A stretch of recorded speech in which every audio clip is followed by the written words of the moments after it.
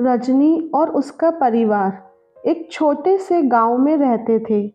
रजनी के परिवार में उसके माता-पिता, उसकी 2 बहनें और 2 छोटे भाई थे। रजनी उन सभी भाई-बहनों में सबसे बड़ी थी। वह अपने सभी भाई-बहनों में बहुत ही सीधी-सादी भी थी। उसके पिताजी की गांव में ही एक परचूने की दुकान थी। बस उस दुकान से इतनी ही कमाई मुश्किल हो पाती थी कि पूरे परिवार का 2 वक्त का खाना ही हो पाता था, इससे ज़्यादा कुछ नहीं। इसमें भी वे सब लोग राजी खुशी अच्छे से एक साथ मिलजुल कर रहते थे। उसकी माँ एक गृहिणी थी। रजनी को अपनी माँ के साथ घर के कामों में हाथ बटाना अच्छा लगता था। घर के कामकाज में हाथ बटाने के साथ साथ रजनी का पूजा पाठ में भी बड़ा मन लगता था। वह बड़ी आस्था श्रद्धा के साथ मंदिर में घंटों बैठकर पूजा किया करती थी। उसके सभी छोटे भाई बहन स्कूल जाते थे, पर रजनी को स्कूल कभी नसीब नहीं हुआ था, क्योंकि उसके छोटे भाई बहन के आ जाने से रजनी छोटी होते हुए भी घर में बड़ी हो गई थी। जब तक वह स्कूल जाने के लायक हुई, तब तक उसके छोटे भाई बहन का जन्म हो गया। भाई के जन्म के बाद माँ की तबीयत खराब रहने लगी थी और उस छोटे से भाई की जिम्मेदारी रजनी पर आ गई थी। जब तक माँ भाई को संभालने के लायक हुई, तब तक दूसरे भाई बहनों का जन्म हो गया और ऐसे करते करते सालों निकल गए और रजनी की पढ़ाई कभी हुई नहीं। घर की बड़ी लड़की थी, इसी वजह से उसके ऊपर सारे भाई बहनों की जिम्मेदारी थी, जिसे वह बखूबी निभाती भी थी। वह कम उम्र में ही बड़ी हो गई थी। उसे अपना बचपन जीने को नहीं मिला था, पर इस बात का उसे कोई दुख नहीं था। उसकी माँ अक्सर बीमार रहती थी, या जब वह ठीक होती तो उनका समय दुकान के कामों में दुकान पर अपने पति का हाथ बटाने में जाता था। इसलिए रजनी ही उन सभी भाई बहनों के लिए सब कुछ थी। रजनी ने कभी भी अपनी परवाह नहीं की थी। उसकी सारी जिंदगी उन सभी भाई बहनों के बारे में ही सोचते हुए गुजरी थी। उन सभी भाई बहनों का आपस में बहुत ही ज़्यादा प्यार था, इतना कि वह सभी कभी भी एक दूसरे के बिना नहीं रहते थे और सभी भाई बहन रजनी को ही माँ का दर्जा दिया करते थे। समय गुजरता गया और उस गुजरते हुए समय की रफ्तार के साथ रजनी और उसके भाई बहन भी बड़े हो गए थे। रजनी भी बड़ी हो गई और एक दिन रजनी की शादी तय हो गई थी।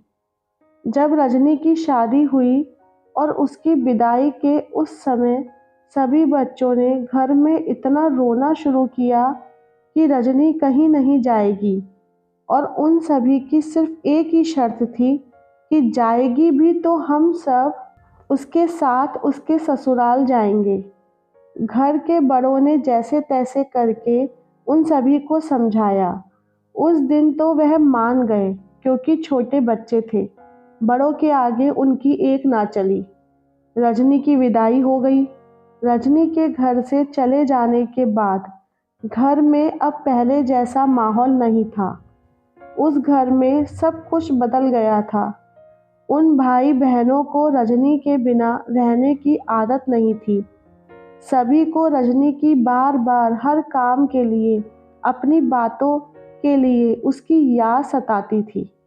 माँ बाप ने कभी जाहिर नहीं किया था, पर रजनी के बिना उनका भी अस्तित्व नहीं था।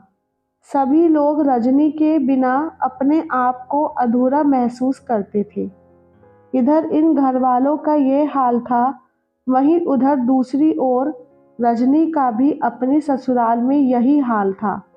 वह भी बार बार अपने भाई बहनों को याद करके रोया करती थी, पर वह समझदार थी, इसलिए अपनी ससुराल वालों के प्रति अपनी जिम्मेदारी को भी खूब समझती थी। और उसे भी बखूबी निभाती भी थी। उसने हमेशा अपने पति और ससुराल वालों का मान रखा। जैसा उन्होंने कहा वैसा अपने आप को उसमें ढाल लिया। उसने कभी भी बेवजह अपने मायके जाने की जिद नहीं करी। धीरे धीरे समय और गुजरा। अब रजनी की अपनी गृहस्थी थी। उसके 4 बच्चे, 2 लड़की और 2 लड़के थे। उसके भाई बहनों की भी शादियां हो चुकी थी। उन सब की भी अपनी अपनी गृहस्थियां थी। सब अपनी अपनी जिंदगी में खुश थे। शहर में सभी बच्चों की शादियों के बाद उनके पिताजी का स्वर्गवास हो गया था और माँ दोनों भाइयों, अपनी बहुओं और उनके बच्चों के साथ राजी खुशी से रहती थी। इन सब के बावजूद भी उन भाई बहनों का आपस का प्यार कभी भी कम नहीं हुआ था। रजनी के प्यार के खातिर उसके दोनों भाइयों ने रजनी के ससुराल के पास ही अपना घर लिया था। उसके माँ बाप और भाई बहन गांव में सब कुछ बेचकर शहर चले आए थे। उन दोनों भाइयों की शादी भी इसी शहर में हुई थी। सब कुछ बहुत अच्छा चल रहा था। किसी को भी किसी भी तरह की कोई तकलीफ नहीं थी। समय अपनी तेज रफ्तार से बह रहा था। अब उन सभी भाई बहनों के बच्चों की भी शादियां हो गई थी। आज भी उन भाई बहनों में पहले वाला ही प्यार था। उसमें ना कोई स्वार्थ और ना ही कोई छल कपट था। जबकि सभी भाई बहन अपनी अपनी उम्र के उस पड़ाव पर आ गए थे जहां से कोई भी कभी भी इस संसार से विदा ले सकता था। पर आज भी उनके दिलों में एक दूसरे के लिए इज्जत और सम्मान की भावना थी। और आज भी रजनी उन सभी के लिए माँ का ही दर्जा रखती थी। वह रजनी के बिना अपनी जिंदगी का कोई भी फैसला नहीं करते थे। समाज के लोग उनके इस प्यार और अपनेपन की मिसाल देते थे। सब कुछ अच्छा ही चल रहा था, पर कहते हैं ना कि उस ऊपर वालों के आगे किसी की नहीं चलती। तो इन लोगों के साथ भी वही हुआ। दुनिया वाले तो इन सभी भाई बहनों के बीच का प्यार ना कम कर पाए थे, ना ही ख़त्म कर पाए थे। पर उस ईश्वर के आगे किसी की भी नहीं चली। एक दिन दुनिया में ऐसी कोरोना नाम की महामारी फैली कि सभी तरफ हाहाकार मच गया। न जाने इस दुनिया में कितनों के ही घर उजड़ गए इस बीमारी के चलते। एक समय तो ऐसा आया जहां संसार पूरा थम गया और न जाने कैसे उसी महामारी का शिकार रजनी के दोनों भाई भी हो गए और उस बीमारी के रहते 7 दिनों के अंदर अंदर दोनों भाइयों के प्राण छूट गए। उस दिन रजनी और उसके परिवार में दुख की लहर दौड़ गई थी। सबके लिए तो 2 उम्रदराज लोगों के प्राण गए थे, पर रजनी के लिए उसके 2 बच्चे, जिन्हें उसने पैदा तो नहीं किया था पर पाल पोसकर बड़ा उसी ने किया था, उनके चले जाने के बाद वह बिल्कुल ही शांत रहने लगी थी।